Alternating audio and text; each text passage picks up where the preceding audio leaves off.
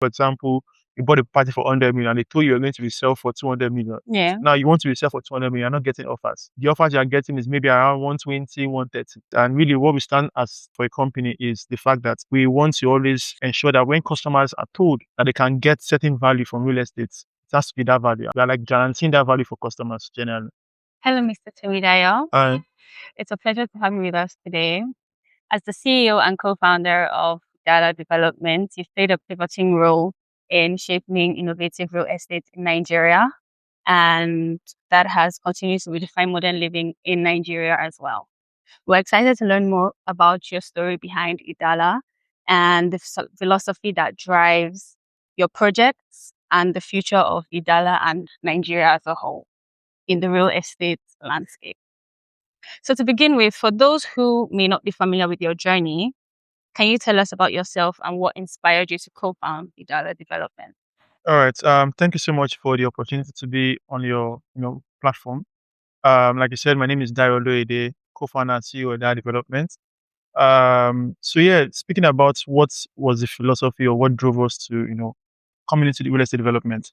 So me and my partner, we were salespeople, pretty much.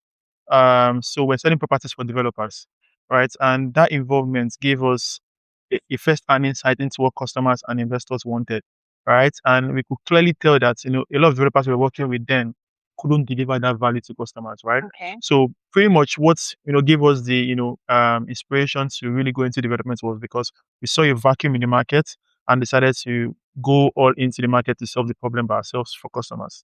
Okay. So you transited from sales to understanding what customers need and satisfying them because they weren't really getting what they wanted. Absolutely. Right. When you founded Edala Development, what gap in the market were you hoping to fill? Okay. So like I said, because we involved and interacted with a lot of customers, Yeah. and the problem we really saw in the market was a value realization problem.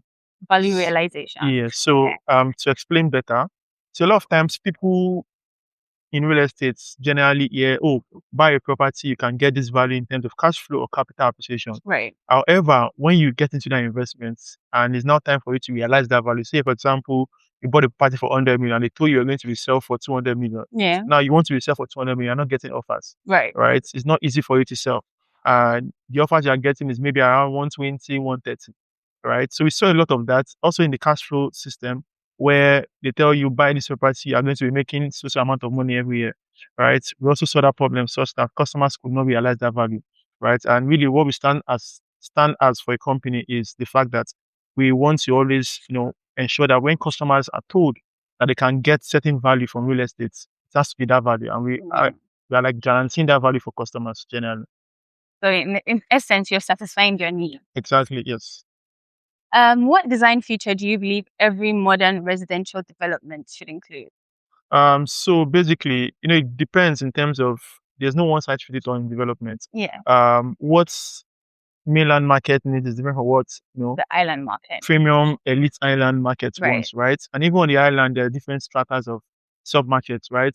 However, for the markets we play, majorly right now it's more like the upwardly mobile, fast-paced market, which is the mainland market, right? It's more like the medium income segment of the market, right? And really, what customers are looking for in this market is they want to be able to get access to quality properties.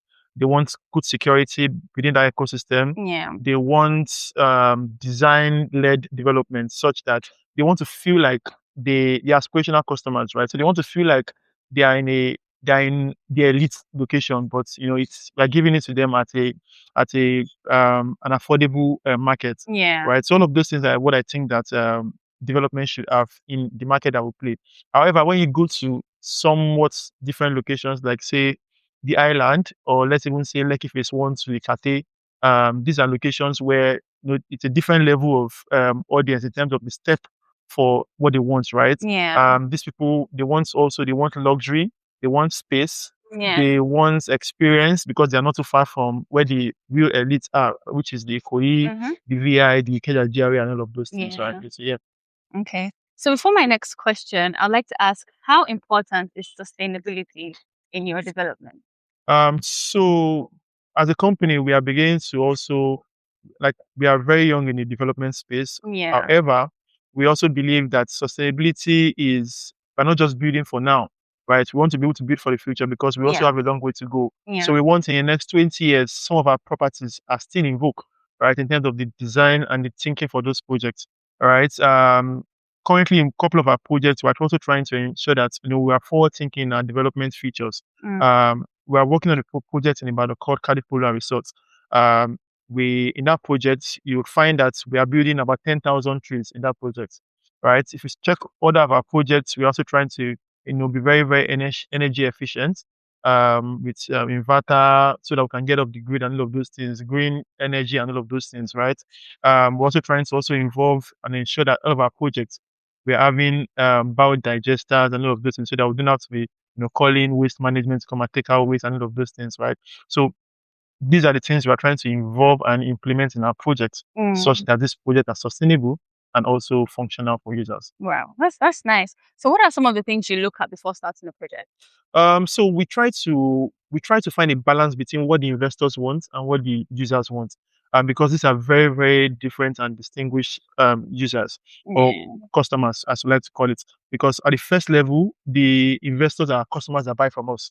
Okay. And the second level, because we also don't leave those investors. Yeah. So we help those investors manage those properties. So because we help them manage, we also have to interact with the users. Mm. So it means if you don't build right for the users and you build for only the investors, you will serve to the investors, but the users will not use it and Yeah. enjoy, that repeat usage from the users, Mm. which is where the business is, right?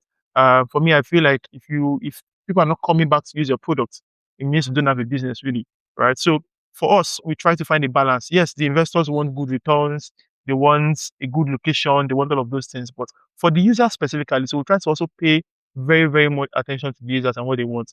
And for the users, what they really want is experience, they want comfort, they want functionality, they Mm. want to be able to get good value for their money and all of those things. Yeah. Yeah. Yeah.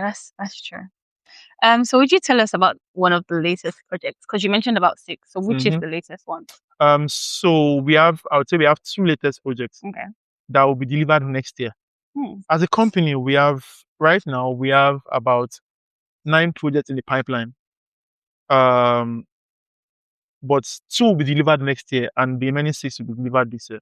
All right. So for those two that will be delivered this next year, which is Q3 next year, it's the Mark in Airport Road, Ikeja is a shortlist project, and we have Dollar House in Saboyaba. So just to speak briefly about the two projects, Okay. the Mark in Airport Road, Ikeja, it's a very very intentional project built for you know travelers and people that want to experience good and very premium living when they come to Nigeria or Lagos at large. All right. In that project, we are going to be having far more features. Like I said, on every of our project, we like to go a top notch Yeah. in terms of the thinking and the experience for the Mm-hmm. project. So the project in Airport Road, on the first floor, we have a rooftop pool again, Yeah. such that if you're on all of the floors, which is the second floor, third floor, fourth floor, fifth floor, you can overlook the rooftop pool. So you can be taking a coffee and be looking at the pool, right? Um, we also have in that same project on the first floor. So we try to make the first floor an area where anybody can come. You don't have to book the apartment for you to enjoy these features in the first floor, Yeah. right? So we have the rooftop pool on the first floor. We have the lounge. We have the restaurants. We have a spa. Okay. We are going to have a meeting room that will house around 25 people. So it means that as a company, if you have like a retreat, say 25 people team, you can come and book an apartment and you use the meeting room and boardroom. And you also have Yeah. a restaurant to be able to use when you want to have lunch, dinner, and whatnot. So that's what that project Yeah. really has. You mentioned that it's for travelers and tourists. Travelers and tourists. Yeah, yeah. Okay. Okay. But it doesn't also mean that, for example, if I stay in Sule and I want to experience somewhere in Lagos, Yeah. which is close to Ikeja, I can go to that place. I don't have to be a traveler also. Mm. So we try to ensure that all of the features in this project is almost, when you look at different options, it's almost impossible for you not to choose that project. Right. So it's Right. well thought out. And the Mm-hmm. second project that we're also very, very excited about as a company is our commercial and office space project in Saboyaba. For us as a company, we also, like I said, we like to build projects and do projects that are what the users of the market really needs, right? Yeah. And if you look at the mainland market, COVID-19 really made us see a decline in terms of supply of commercial spaces because people, especially office spaces, because people didn't have to go to work again, right? A lot of people worked from home.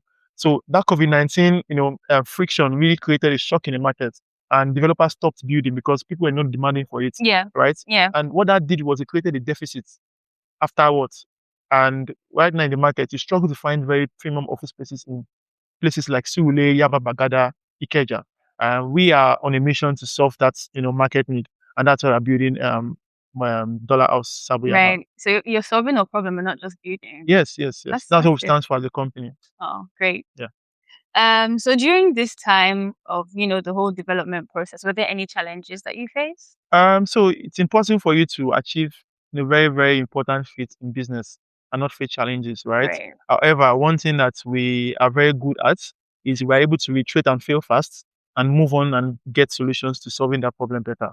So Yeah. Would you say the challenges you faced help your philosophy in development? yes, yes, yes. There are a couple of times where, and if the most important challenge we face as a company is financing, right? Yeah. Especially when you come from a background that Mm. really didn't have that leverage, right? So I can say categorically, I didn't have people I can call and say, oh, my uncle, my auntie, Yeah. borrowed me when I want to start a project and all of that. Mm-hmm, mm-hmm. So they are very, very, very, very interesting challenge as a developer, right? And for us, we had to go through that challenge by being innovative about our financing models, right? And that was why we're able to scale fast and do a lot of projects. What is your philosophy? So I believe that execution is really very, very important in business. It's not Mm. just about having very great ideas or visions, right? It's how you But execute it's how it. you're able to execute and how you're able to satisfy the Right. customers. Having developed numerous projects, how would you design your dream home being a developer? Okay, my dream space is going to be somewhere that is very, very functional. Okay. Right now, I would like to put it that for me, I don't stay at home a lot of times. So for me, it has to be somewhere I can work when I'm at home.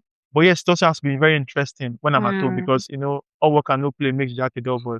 So I would love interesting features like the interior has to be very, very exciting that when I'm at home and then when I'm not working, I'm very, very happy Yeah. being home, right? Um, very, very interesting features also. I would like to have a private lawn tennis because I play tennis. I would love to have a gym because I go to the gym. Yeah. Right. So it means I don't have to be going to private and public gyms and all of that. Right. So You it have means I can be everything at in home your and space. I can Yeah. work, live, and play all in one place. Work, live, and play. Yeah. Yeah. And then to my last question, yeah. When someone visits Edala Development in like 10 years, what do you hope they see or say about the legacy you built? Okay, so I want that in the next 10 years, people are able to say that we have been able to restore trust in the real estate market because trust is one very, very big deficiency in the market. And secondly, I would also it would be a great joy to see that we have been able to build the biggest real estate company in Africa. All right.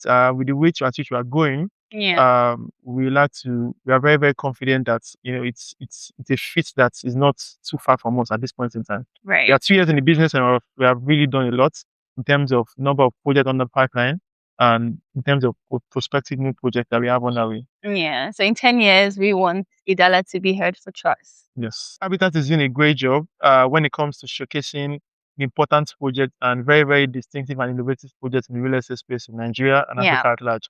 Because one thing we lack as a country and as a nation is the fact that we are not able to propel or give good payout to very, very few individuals and businesses that are doing very Brands good out job. there. Yeah. Right? There are very, very interesting individuals and brands out there are doing a great job, but they are not able to get the publicity that they require and need to be able to move them to the next level. Yeah. Right? You find that a lot of bad PR move very, very fast.